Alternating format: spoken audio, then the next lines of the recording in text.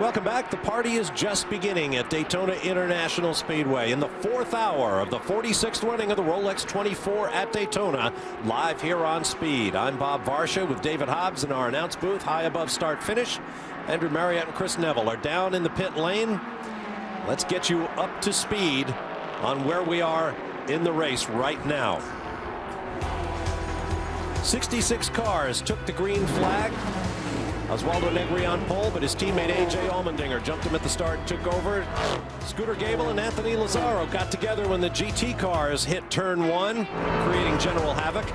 Right front tire goes down, and Helio Castroneves driving for Penske Taylor Racing, and Roger Penske's return to the Rolex after 35 years. But they managed to get all the way back in the last hour. Castroneves' teammate Ryan Briscoe was on the lead, one of 10 different leaders we've seen overall in just 3 hours and change. In hour 2, big problems for the number 58. Suspension issues dropped them well down the leaderboard, currently shown 16th. A tire came off Guy Cosmo's machine. That led to another long pit stop for a competitor. It's the spirit of Daytona, the local car, eventually got back on track, though they are running well behind the race leaders. Patrick Dempsey on the driver's strength for the number 40 Mazda. He's also suffered a tire failure, did some damage to the plumbing in the engine bay. After a long stop, they returned to track. We'll have more on that in a moment. Eddie Cheever tells us a hole in the block took the number 51 Pontiac Coyote out of this race for good. Now the most recent hour. The number 56 Porsche 430 that actually led the GT class at one point suffered mechanical issues. The same for the 03 car, the Indy Racing League house car from Vision Racing, although they have returned to the racetrack. Watch Patrick Long in the number 23 Porsche Crawford, the Ruby Tuesday car. All kinds of handling issues, but he got them under control. Alan McNish brought this car into the pits. This is the Samax Racing number 2. They had to take a grinder to it to get that right rear wheel off, but they eventually got the car back out on track, though they run in 14th. Now this was actor and television star Patrick Dempsey in his first Rolex 24, taking the number 40 on track after the car was fixed, and like, well, 4-time NASCAR champ Jeff Gordon a year ago found out that you can exit too fast in the pit lane. Just a couple of corners later, he found himself off track in the International Horseshoe, but avoided the tire wall. That was close. Here's how close. Ooh, it's very tight, that corner. You just got to really come out so carefully. You've really got to be so careful as you come out of these pits. And here's where his stint went from ouch to oy vey. He brakes a bit too late here again. I wonder if he might be having some major problem with the brake. Look at this. He sort of keeps it off the wall. Yeah, just about. So it's been a rough baptism for Dr. McDreamy. Yeah. Here's a look at our race summary right now. The leader is Ricardo Zonta, the former Toyota Formula One tester in the Krone Racing Pontiac Riley. 11 leaders in the overall. That's more than we had in the entire race last year. 3 full course cautions for a total of 12 laps. And as Dempsey comes back out again, we'll go to Chris Neville. Well, Patrick was just in pit lane, and Bob, this is one of the problems some of the drivers have been having with these new tires, just trying to adjust to the Pirelli tire. The releasing agent that gets the tire out of the mold is pretty slick on these opening laps, and that's what put Patrick into the wall. The team took a good look at that right front. When he was coming down pit lane, it looked like the tire was standing up quite a bit more, so not a lot of negative camber on that side. The team looked at the suspension. Everything looked fine, so a little bit of cosmetic repair on the right side of the car. It's going to be interesting to watch and see how well it handles in the left-handers from now on. All right, thanks, Chris. I'll say this for Patrick Dempsey, a guy who has every right to be stiff-arming the media, has been as cooperative and congenial as he could be. You saw him last week on our coverage of the Barrett-Jackson collector car auction here on Speed, and now here he is at Daytona, and he could not be more gracious. A great guy, but you already knew that. Good luck to him in his first odyssey in the Rolex 24. Well, he said at the top of the show this is what he really wanted to do, because he was asked, you know, you're making films, TV shows. What do you want to be doing here? And he said, I just love it.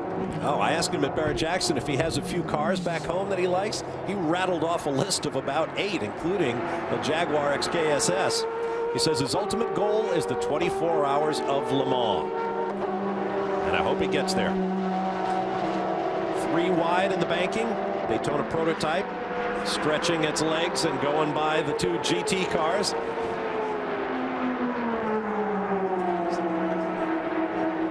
Is that up high? Was that 31?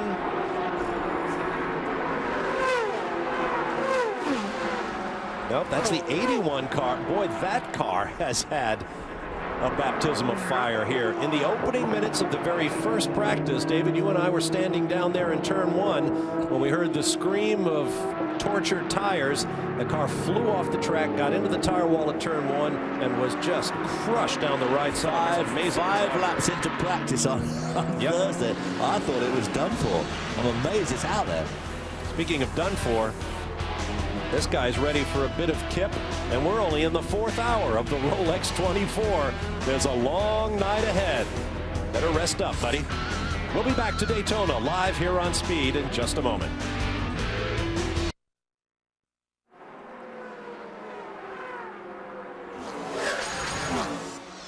I'm going to get in the car, and I'm going to finish this last 2 hours here in a bit, and I can promise you, if I get a chance to feed that guy some tire barrier for breakfast, it's going to happen. That was Big Steve Johnson from Bristol, Virginia, a year ago, still steaming on Sunday morning after he was knocked off during the night by a competitor. There is Steve Johnson today, who's sharing the number 81 Porsche GT3 Cup with Robert Dornbos, Patrick Heisman, and Richard Leeds. Let's hear from him with Andrew. Yeah, I've got the king of the quotes here. Now, first I have to tell you, with all your history in football, I've been sent down by Chris Neville. He says he's got a ticket for next week. You got a ticket for him? Oh, okay. Well, Chris, I'll tell you, we win this race, buddy. We just head to Phoenix, and how about spend a week out there? And if you don't mind all my buddies over at your house, you may need to call your wife. No, seriously, of course, you were going to be a big football star. You damaged your knee in 1990, and that was the end of your football career, really. Yeah, you know, it happens. The average lifespan of an NFL player is 3 years, so it's not going to last long. It was unfortunate, but, you know, I'm a competitive guy, and I just am thankful that the Rolex Series offers me a venue by which I can, you know, continue to do what I do and love to do, and that is compete against the best. And that's what this field is. It's the best field of drivers in the world, and we're just real fortunate to be here. Thanks. Let's go back upstairs, folks. All right, thanks, Andrew. Steve Johnson is on the driver's strength for the car I was talking about before the break, the number 81 Porsche GT3 Cup entry that crashed heavily with Richard Leeds at the controls on Thursday during first practice. Richard Leeds is driving right now, and this car has gone through a miraculous transformation. It's just amazing to me, David Hobbs, that they are out there. If you'd seen it on that trailer the other day, you'd have thought it wouldn't have a cat and X chance of making this race. Wheels hanging off at all angles, the whole thing looked like it was bent like a banana, and you know, here it is, and in contention. It has been leading at some stages today, and it's still right there in the top 4, just a few seconds behind the lead. Another great international story at this year's Rolex. An Austrian, 2 Dutchmen, and a former college football player from Virginia running in the top 5 in GT. There's Dario Franchitti, and here's Chris Neville. Well, thank goodness you win a watch at this race, because Dario Franchitti doesn't have too much more room on the mantle after last season. Dario, you're coming out, getting ready to do your stint here in about an hour. What kind of briefing did the teams put you through? They're just telling us about various different things, the condition of the track as it is right now, how the car is, lap times, what adjustments we're going to make. So these guys are pretty thorough. They like to make sure you know what's going on. But saying that, I just feel it's starting to rain here, so that could change everything. It is starting to drizzle a little bit. Also, the temperature's coming down, and we just saw Patrick Dempsey get into the wall leaving pit lane. When that temperature comes down, how hard are those opening laps? The opening laps are very, very difficult with the tires. They really kind of struggle to get temperature in them. We were just watching you guys back in the truck there, and when Pat did that, Scott Pruitt turned around and said, "I've done that before." So they've been cautioning us with all kinds of things like that. Nice and easy out of the pits. Just just don't take any chances yet. Well, this team really knows how to win. Telling their team, all their drivers, take it easy out there, guys. We haven't done much. And Andrew, you tell that boy down there, if he gets me some tickets, I'll push the Ferrari out of the garage and he can sleep on the floor. I certainly will. I've got John Andretti down here, former winner of the race, John, back in the days when he was racing Porsche 962s. These cars are a bit different. Yeah, they're quite a bit different. Although we're running a Porsche here, a Crawford Porsche, it doesn't have a turbo on it, but a short wheelbase, so the cars drive quite a bit different. And I'm having a great time with Vision Racing. Obviously, you've had some problems. The car's been behind the wall. It's running okay now? Yeah, everything seems to be fine. We just had a little bit of a gearbox glitch, but no issues. They had it all back together, now running pretty quickly. What do you remember about that win in the Porsche 962? I remember it was a real tight battle at the end, and I think the second place was on the same lap as us. So I learned a lot from Derek Bell and Bob Wallach at the time, and I had a great time in my first 24 hours, and no better place than that up in Victory Lane. And fantastic to be racing again against this time Derek Bell. Oh yeah, I mean, actually we're garage right next door to each other, so we got to reminisce a little bit. And of course I was teamed up with David Hobbs too at BMW back in the 80s, so I see a lot of old friends around here and good times. You've seen David's waistline these days. I'm not going to say anything. I heard what Derek had to say, and I think David looks great. Back to you guys. Well, here's what I can't believe as you watch Ed Carpenter in the 03 Vision Racing car back on track. John Andretti won overall in 1989, driving for Holbert Racing with Derek Bell. Derek's most recent win here at Rolex, by the way, and the late Bob Wallach. Next year, that'll be 20 years ago. Is that possible? I was here for that race. I don't know. I getting Christmas cards from John Andretti with him and his family there, and I remember taking him to dinner before he was even engaged. You saw Ricardo Zonta in the 76 Krone Racing Pontiac Riley running on point here in Daytona.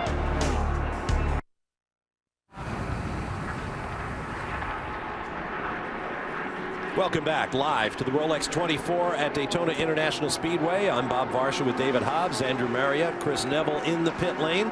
You're watching the race leading Krone Racing Pontiac Riley in the hands of Brazilian Ricardo Zonta. Our aerial coverage is brought to you by DirecTV. NASCAR Hot Pass only on DirecTV puts you behind the wheel. We have a misting rain kind of obscuring some of our shots from the ground up and from up to the ground. Traffic for the race leader. Yes, and the television tells a bit of a lie there. It's much more gloomy out there than it looks on there. Television always makes it look lighter than it is. And it is definitely getting a bit gloomy, and going through these heavy bunches of traffic is very, very hair-raising. Don't forget, you can email us your questions or comments. Just go to speedtv.com and click on the link. Tell us what you think or questions you might have about this 46th running of the Rolex 24. Right now we'll go to the pit lane and Chris Neville. Oh, Bob, like we heard Dario and Franchitti talk about the tires down here. When the 76 came into pit lane, they were the only car that I have seen in the past probably 2 hours on a pit stop that is now double stinting tires. We heard teams in preparation for the race saying that they were going to double stint, maybe even triple stint these tires, but they seem to be the first team that is actually starting to take that chance. I spoke with Jeff Hazel, who's the top man over at the team, and he said, you know what, we're just taking it easy right now. Ricardo's doing a great job. We're taking care of our tires. We're getting great life out of them, so why not double stint them now just to make sure we have a bunch of good tires tomorrow. The times aren't dropping off, so Zonta is doing very well with those tires that now have a lot more laps on them than anybody else. You can see the rain spots on some of those camera lenses.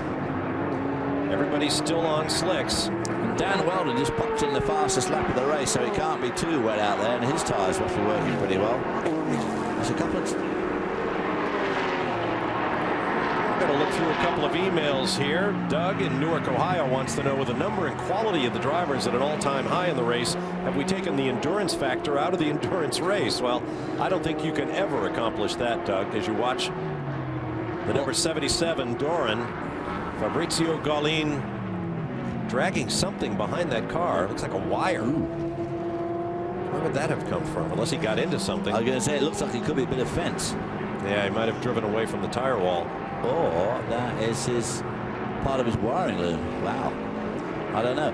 Taking the endurance out of the endurance, I don't think so. The only thing that has changed dramatically, of course, is the fact that you can have 4 or 5 drivers now. And of course, in the old days, we always used to do it with just 2. Obviously, that does make a big difference, because that really rolls on to another email we had there asking about how the drivers sleep. And the fact is, when there's 4 or 5 of you driving, you do have quite long periods off. If 3 drivers do 2 hours each, you get a full 6 hours. But it's still difficult to fall asleep here at the track because of the noise and the adrenaline. It's not easy. Picking up our GT leader, that red number 86. Well, there's 2 in the picture, Bob. The number 86 Porsche. The red and black one. Oh, one on the high side there. Yep. His former Daytona prototype class champion, Jorg Bergmeister, leading the GT class in a Porsche GT3 Cup car. These are cars built right on the assembly line with the street 911s. It's one of the most popular turnkey racing cars in the world. And while on the subject of Porsche, we'd like to give a shout out to our old friend Bob Carlson, head of public relations at Porsche Cars North America, who's been working on some personal medical issues recently. Bob, a lot of your friends here in Daytona are thinking about you and asking about you. So you and wife Debbie, enjoy the Rolex 24, and we're going to hold you to that promise to be at Sebring for the 12 hours. There's Jorg, who drove with Colin Brown, that youngster we heard from earlier. Of course, Colin was just 16 then. They were teamed together for the entire season in a Chrome Racing Daytona prototype, but they went to an event where, for commercial reasons, Braun was too young to drive, so he missed that race. Bergmeister picked up the points that eventually decided the championship in his favor. Whoops, somebody's gone around. Is that the Chase, the 31 car? I believe it is. Yeah. Pontiac Chase. This is a car that had very difficult birth. One of the original designs for a Daytona prototype got caught up in some litigation between the various investors involved. Hadn't raced until just recently in the Daytona prototype era in the sport. And they've been having their problems. Mirko Schultes from Europe, currently behind the wheel, shown in 33rd place overall. But I think it's really nice of them to name a car for my my son Chase, who no doubt is watching from home. There's the 2nd place GT car. That's the number 70 Mazda in the hands of David Haskell.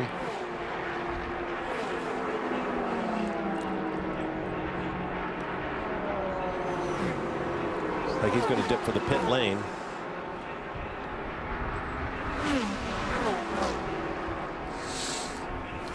That Castrol Syntex sponsorship was announced just in the last week or so.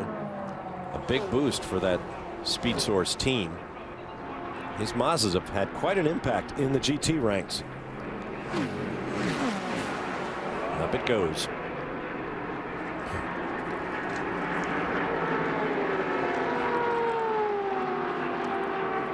Now that car and the car you just saw off the track, the number 31 Chase from the Daytona prototype category, had a fairly memorable coming together in the last race of the 2007 season at Miller Motorsports Park in Thule, Utah. There was the 31 off track again, back on track, and the 70 found it a bit of a hurdle too close to get around. That to me is absolutely, totally, and utterly unforgivable. To just ride right back on the track. There's no possible excuse for something like that. Very real way. All of these drivers are in each other's care. We'll be back to the brotherhood of the Rolex 24 at Daytona after this. Stay with us. We'll be back live here on Speed.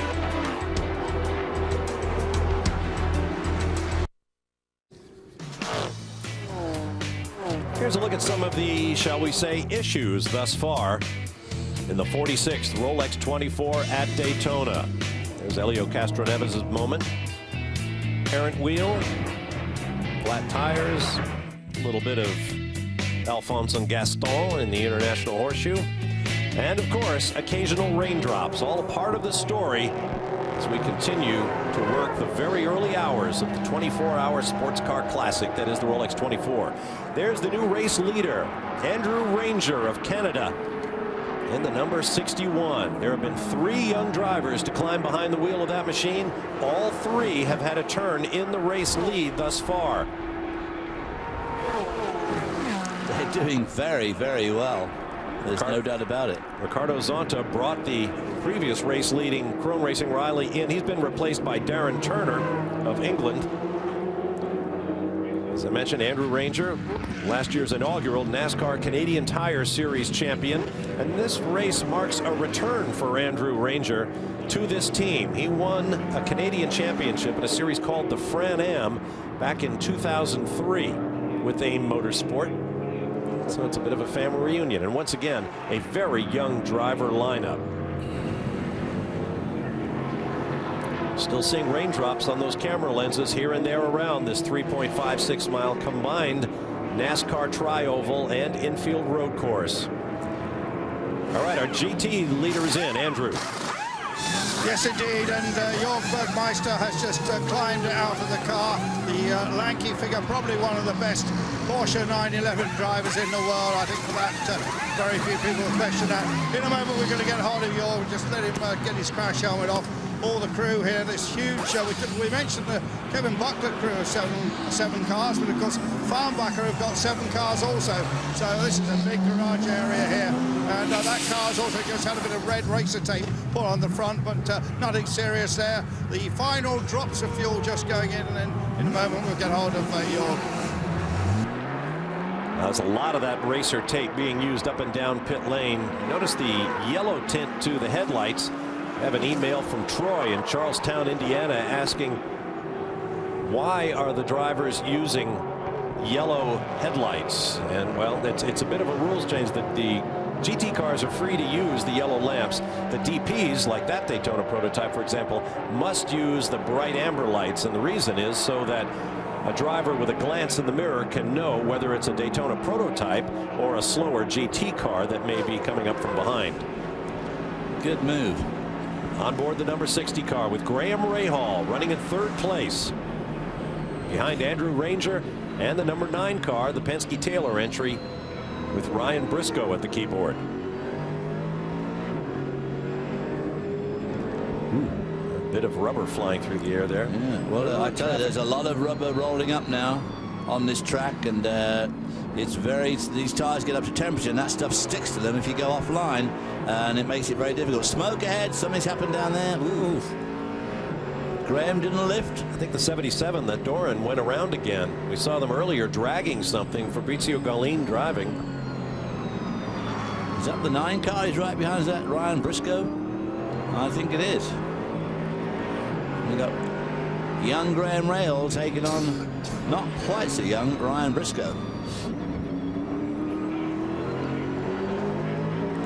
Second, third, and fourth, all running very close together. Not far behind Graham Rahal is Andy Wallace.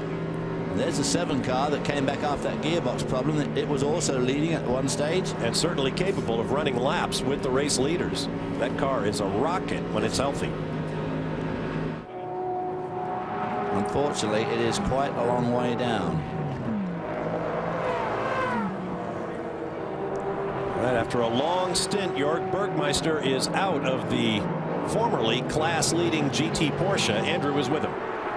Yes, he's just climbed out of the car, but he's looking remarkably fresh. Not working so hard in there. Oh, it's still pretty warm, even in the cold conditions here. I'm sweating quite a bit, but the whole team did an awesome job so far. Great pit stops, and yeah, cars running without any problems so far. What about the track? Because we keep seeing the odd little spot of rain, but it's not really happening, is it? Presumably the track's quite fast at the moment. Yeah, it's just sprinkling a little bit, so it's not really affecting the grip too much. It's a tiny bit slippery. Got a little bit more oversteering towards the end, but overall our car's really hooked up. Jorg, long way to go. Let's go to Chris Neville down the lane. Well, Andrew, I'm down in the Krone pit, and I saw something interesting on the tail bodywork of the car. Last season, we saw this little body flap or rear spoiler that sits underneath the main wing, and the problem was this little overhang. A lot of teams, the 99, also the 58, had side-to-side contact throughout the season, and when that would happen, this piece would catch and take off the entire half of the wing. So some teams last year went to actually cutting doing this so it didn't have this edge, and they lost a little bit of downforce because of it. I talked with Jeff Hazel, who's the team manager down here. I said, I saw you put a seam in along here, so you still have that edge, you still have that downforce, but did you do that because if you have that side-to-side contact, you're only going to lose about 3 inches rather than the entire half. He said, you know, we took a look at that. We had to do the data. I had real time on the track, and no, that's not why we had that seam. We just decided that we did see more downforce there, especially at racetracks that had more than 3 syllables in it, so we did rivet it back on. But you know what, Chris? That's a good idea, and that's why we did that. Racetracks with more than 3 syllables. Typical Jeff Hazel. There's the new race leader, yet another overall point man, Ryan Briscoe from Penske Racing in the Penske-Taylor Pontiac Riley. Graham Rahal second, and young Michael Valiente in third. Jan Magnussen leads GT.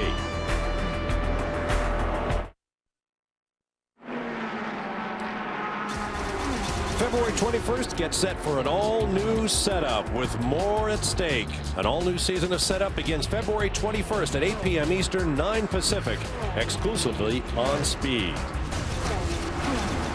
The lights are fully on here at Daytona International Speedway as darkness is creeping in. There's former NASCAR, then Nextel, now Sprint Cup champion Kurt Busch, who has been very candid about his role in this powerhouse 3-driver lineup for Penske-Taylor Racing, sharing with Ryan Briscoe, currently on the race lead, and Helio Castroneves. Says, Kurt, you know, I'm the weak link in this because I'm coming from a big, heavy car moving up to a more nimble, more agile, quicker to accelerate, quicker to brake car. My 2 teammates are coming down to this sports car from open-wheeled cars with a lot of downforce, a lot of tire, a lot of power. So what they're able to tell me about how to drive the car really doesn't help very much because I'm coming at it from an entirely different perspective. And I'd love to have them come drive my NASCAR stock car if they want to see what a challenge that is. Absolutely. I mean, these cars are so sensitive compared to a NASCAR car, and of course by the same token someone like Dario Franchitti would find this incredibly big and unwieldy really after an IndyCar. Let's go on board here. Check out the lights at Daytona. On board with Juan Pablo Montoya, who won this race a year ago with Chip Ganassi Racing with Philip Sabatis, and said, man, I earned my money in that one. That was difficult.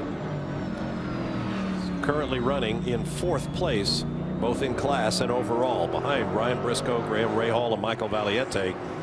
Is that the 65 car? Another of the Racers Group Porsche.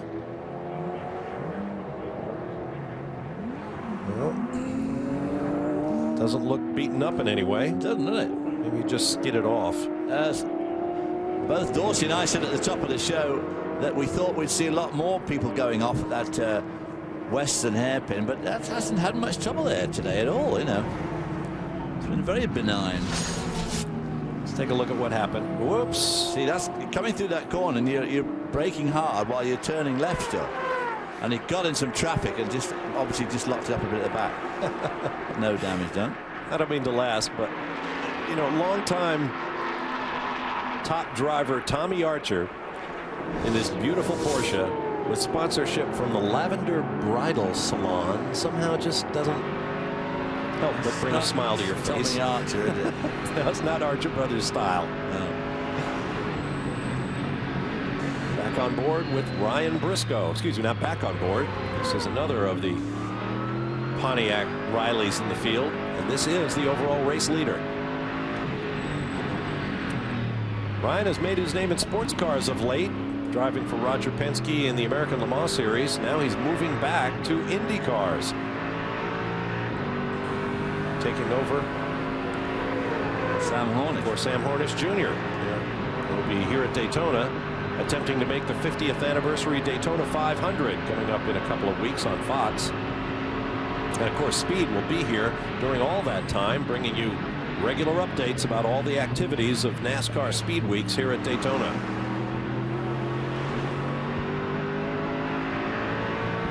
That's a tough transition off of that infield chicane onto the banking. We'll go on board the 99. The Bob Stallings Racing Gainesco Pontiac Riley in the hands of 2-time NASCAR Sprint Cup champ Jimmie Johnson, who is no slouch as a road racer. Well, let's just watch how the lad goes.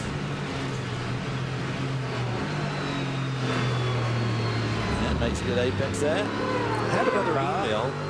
You were talking earlier about driver lineups, David, from 2 through 5 drivers in the cars over the years. I have an email asking how the driver order is determined. Well, he who's paying for it goes first. Or wherever he wants to. Or wherever he wants to.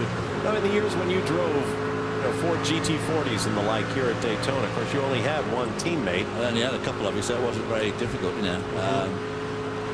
You sort of toss up for it, you know. You're pretty evenly matched, always on time, so you hope you were evenly matched with your co-driver, and you'd go maybe different races at different times, because we did a lot of long distance races. Of course, if you have 4 drivers or even 5, and some are more talented in given circumstances, like let's try and give them more time in the car. Right, like Jimmie Johnson, for example, who doesn't race at night, even with the help of the lighting here at Daytona International Speedway, which has only been in effect for the last few years. He used to run this race in complete darkness. Johnson might like for one of his teammates to do much of the overnight driving, simply because the sports car veterans are used to driving via headlights. Yeah, absolutely. You would definitely, your faster drivers would get the lion's share of the driving. If you can do a double or a triple stint, you'd obviously want your fast guys to do that. And if Jimmie Johnson's not quite as quick as the other guys, he'd be the first guy to say, well, you know, you do that, and I'll just watch. You know, it's fine by me. Ooh, that was close. Yeah, this is going down the inside to the bus stop. That's Juan Pablo for you. That's the way he drives. Right, that's the way we got to know him in Formula One. That's how he won Monte Carlo. That sort of driving, but no danger there. But he just pushed his way through, and the other guy realized he was coming. But of course, you get tangled up with much slower traffic, and it can be very difficult. And some of these slow cars are driven by some, you know, pretty unknown drivers. So you want to be. You want to give them just plenty of room, really. That's the 75 car that we saw dragging that bit of wire not long ago. Oh, that was the 77, right. Yeah. I was wondering why Montoya flashed headlights and then blew by the 75. Well, yeah, that's not right. But no disrespect intended. Team owner Tracy Crone is behind the wheel of the 75 right now, and as good as he is, he can't match pace with Montoya. Well, there's a typical case in point where Tracy will probably just give himself a couple of 3 stints in the whole race and then let the other guys carry the real load. On board with Graham Rahal, who has just made a pit stop. He'll stay in for another stint. Now then, be careful going out these pits. His father Bobby is here this weekend, serving his functions as president of the Road Racing Drivers Club and watching his son and heir out there plying his trade.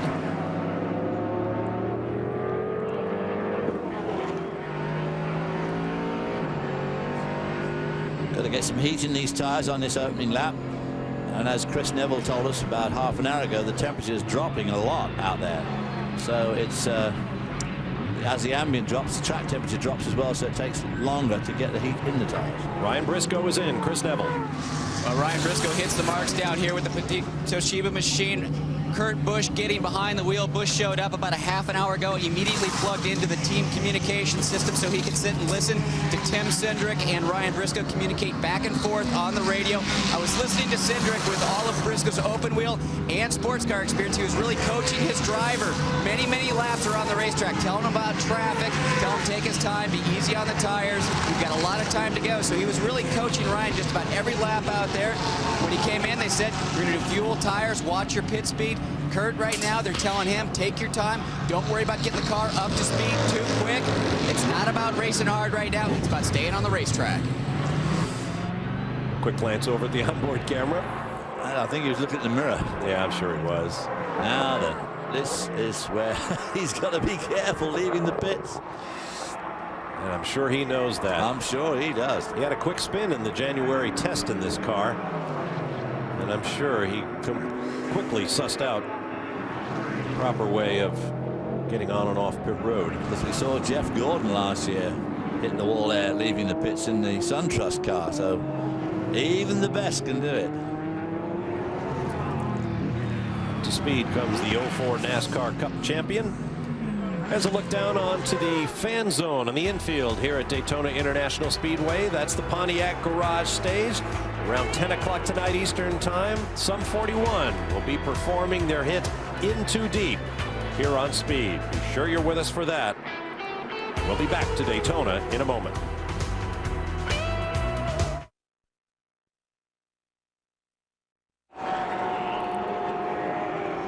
Tomorrow night on Speed, go beyond the highlights and beyond the stats as Speed connects you to the world of motorsports like never before. The Speed Report tomorrow at 7 p.m. Eastern, 4 Pacific, only on Speed. We've got more drama here at the Rolex 24 at Daytona. There's the number 60 car, Graham Rahal aboard. There's Graham. He was running in third place just a few moments ago when that happened. The right front tire lost air, and Graham had to limp it all the way around the racetrack. Now he goes on his way again. Here's a look at what happened. Coming down to the banking turn, gets this huge lockup. You see the right front is already down, and then I think somehow it managed to completely ruin the right rear as well. The right rear, and there's a bit of bodywork coming off there by the look of things. So the question is whether the tire went down first or whether his use of the brakes caused the tire to go down. Chris Neville can add. Well, looking at that right front when it came off the 60 car, it had a massive flat spot on it. So obviously Graham Rahal getting into the brakes a little bit too hard, got that flat spot, but he did do a good job of limping the car around. There was no major body work. I was listening to them on the radio, and Graham was giving the team really good feedback, telling them about what the car felt like up on that corner. He didn't think there was going to be any bodywork damage, and when the car came in, the team was ready with a new nose, but they didn't need to put it on. Right now, Juan Pablo Montoya, tires, fuel, and the Telmex car is back out. All right, thank you, Chris. We're watching Graham Rahal making his way. That was the scene of the crime a few moments ago, through turn 6 and heading for the banking. That's a look at the new low pro. Whoops, what have we got here? This is the 7 car that led the race early on with BMW power. Spent some time in the garage for a gearbox change, and now it's gotten into the Armco somewhere out there, and we have a yellow flag, our 4th of the race. Uh-oh. That looks rather serious. That must have been a good impact, or a bad impact, depending on your point of view. Oh, this could be big. Got pushed off or drove off at the West Horseshoe, and once you get on that grass, which is slightly damp because of the intermittent spits of rain we've had, you will brake not at all. Well, that's a bad break for them too, unfortunately. They have been working hard. That's the Sigel Sport crew. Michael Cullen, Stefan Gregoire, Matt Plum, Patty Chauvelin, and Quentin Wall. A.J. Allmendinger gets into one of the Brumos Porsches as the action continues here in the gathering darkness in Daytona.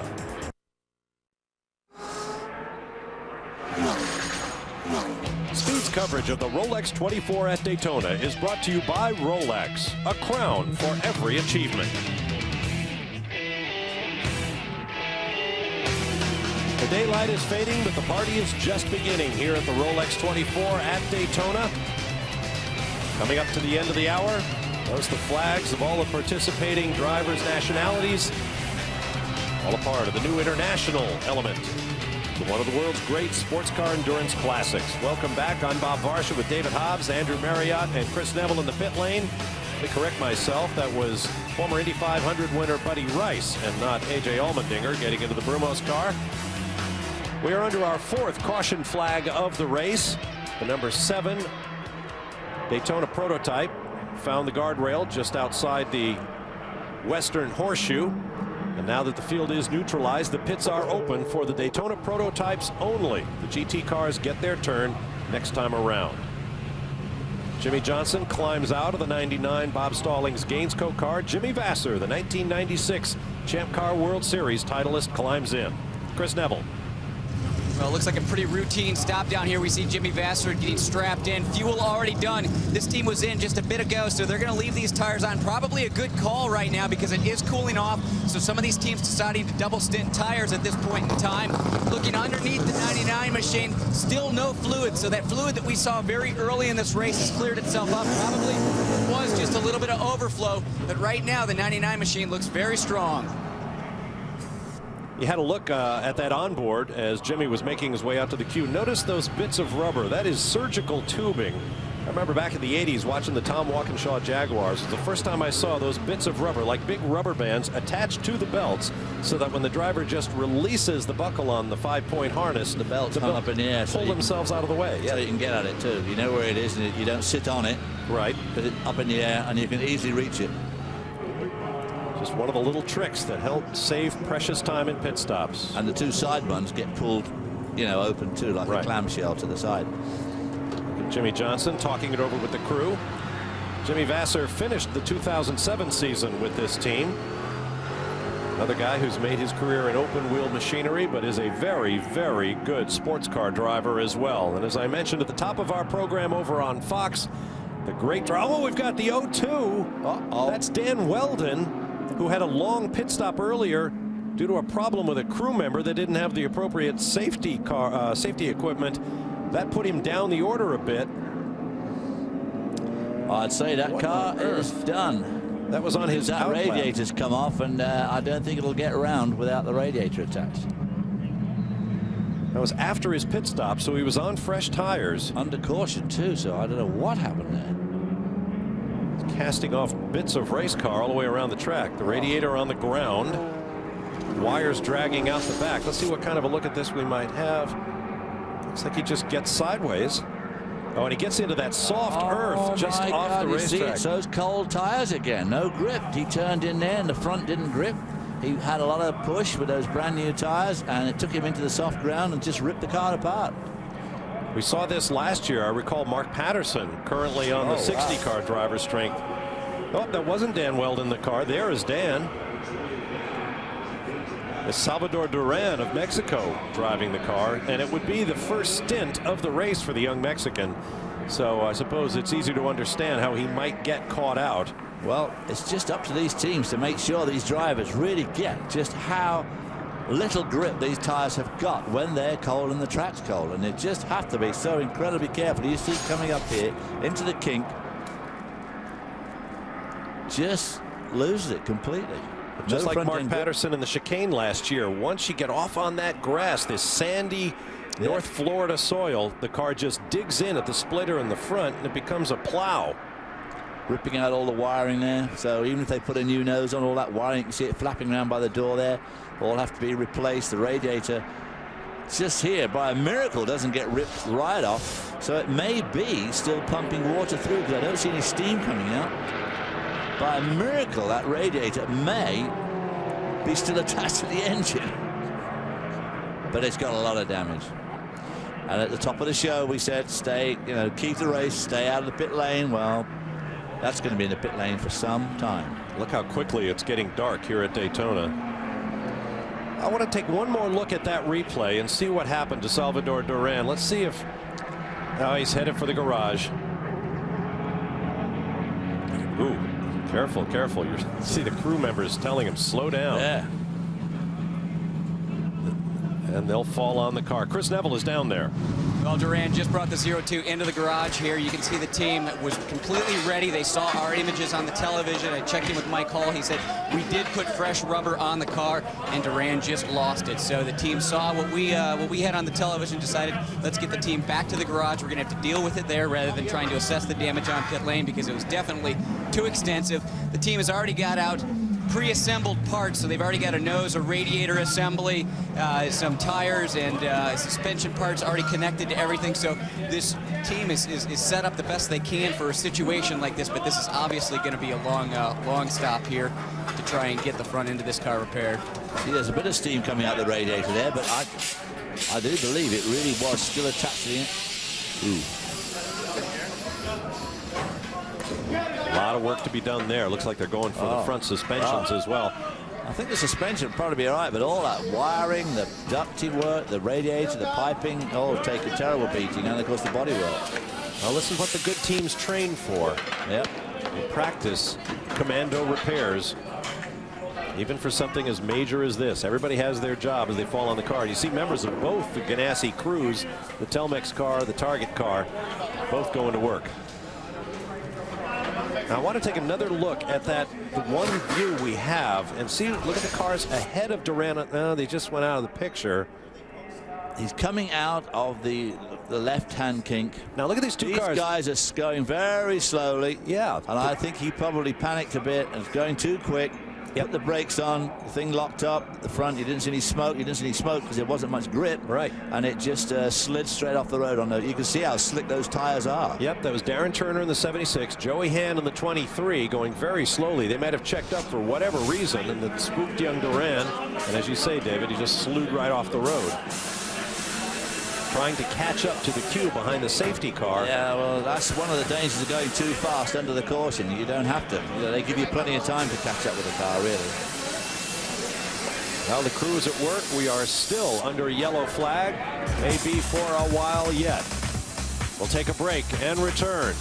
See how the Ganassi team deals with an early disaster here at the Rolex 24 at Daytona. We'll be right back.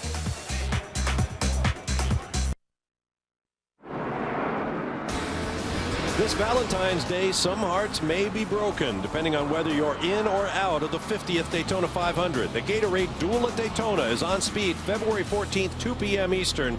We've got your Valentine's Day date. The Duel at Daytona in HD on speed. Here's a look at the top 5 in GT. Lee Keen in a Porsche now leads Rafael Matos, last year's Champ Car Atlantic Series titleist in a Mazda. Andy Lally from my hometown of Northport, New York, now living near my hometown of Atlanta, Georgia. Jan Magnussen in the Pontiac runs in 4th, and Robert Dornbos in the amazing story of the 81 Porsche in 5th. DP and overall, Colin Braun becomes the 4th young driver in that number 61 AIM Motorsport car, and the 4th to lead the race over Michael Valiente, Kurt Busch, Juan Pablo Montoya, and Darren Turner. Green flag is in the flagman's hands. The yellow comes away, and Colin Braun will lead them to the green flag.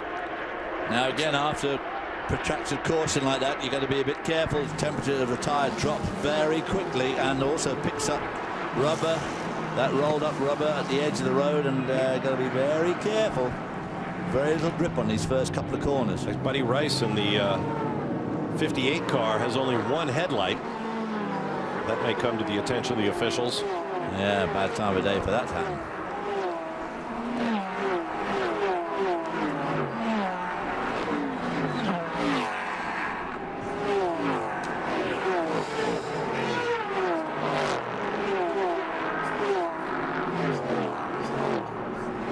Cars launching past the pit out.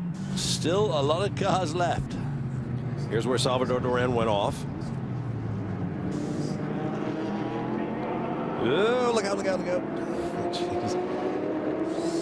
The old one of Juan Pablo Montoya, 4th overall in the midst of all those GT cars. Ooh, how horrible. Keeping his fingers crossed that no one goes barging into it. Exactly. Sticking to the outside right there. Smart move. The faster cars have the right of way on the upper part of the banking. There is Montoya breaking away from this group of GT cars. There's a DP battle going on in there. It's the 91 of young American Ryan Hunter-Reay alongside, I believe that might have been Tracy Crone in the 75 through the chicane on those cold tires. Ooh, you can see them there. You can see that car fishtailing. That's Matos in the 2nd placed Mazda in GT to the left of your screen. And I'm guessing that is a battle for position with Andy Lally in the 66. Yeah, Racers Group Porsche. He got by him going into the bus stop chicane there. So the Mazda pulling up on him and outbraking him into the chicane.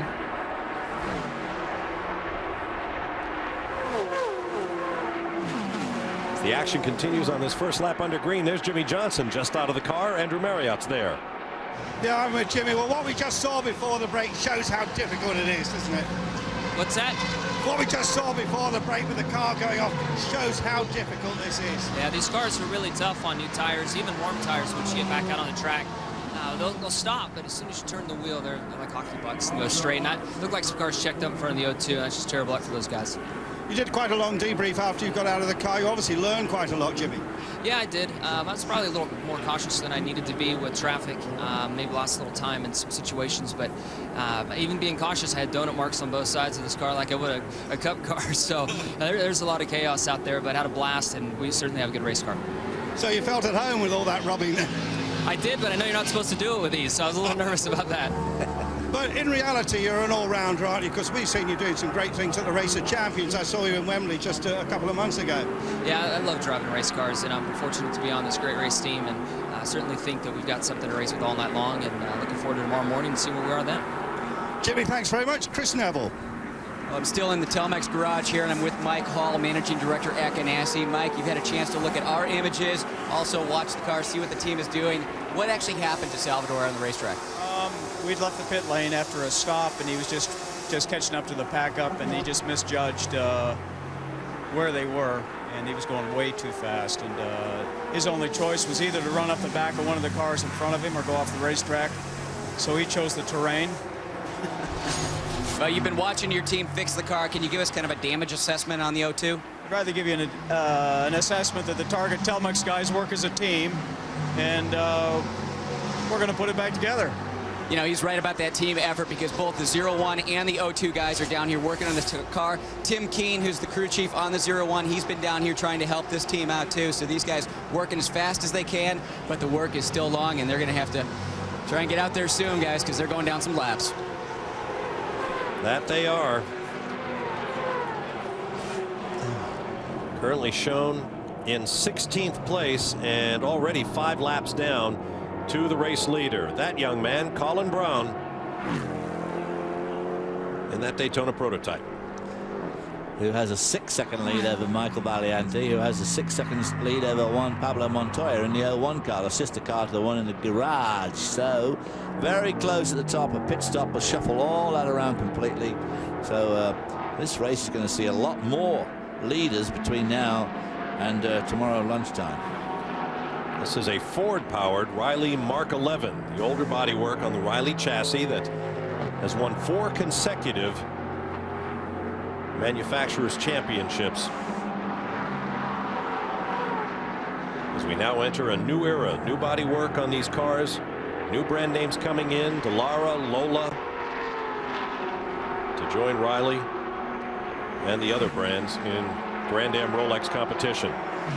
Colin Brown has just left the field, has opened up a big gap over second place Michael Valiante. In fact, we're waiting for timing and scoring to recycle right now. Valiante 6.7 seconds behind. Juan Pablo Montoya 13 seconds back in third. Kurt Busch 16 seconds back in fourth, followed by Joey Hand, J.C. France, Ryan Hunter-Ray, and Darren Turner. There's Valiante. See the brake disc glowing red. Yeah. The car squirming under the braking. That means he judged it just about right. Just the right amount of pressure to get the car slowed without locking up the wheels.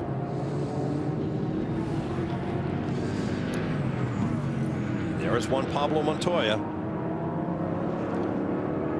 through turn 6, hard on the gas and up onto the banking. Yeah, very important corner that, because you've got so much long way to go on full power, so you really want to make a good exit on that corner. There is Kurt Busch. There's Kurt Busch. Currently in fourth. As I mentioned, 16 seconds behind the race leader.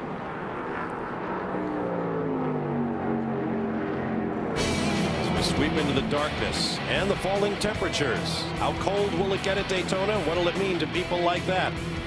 Scott Dixon on the right, Dan Weldon watching their car worked on in the Ganassi garages.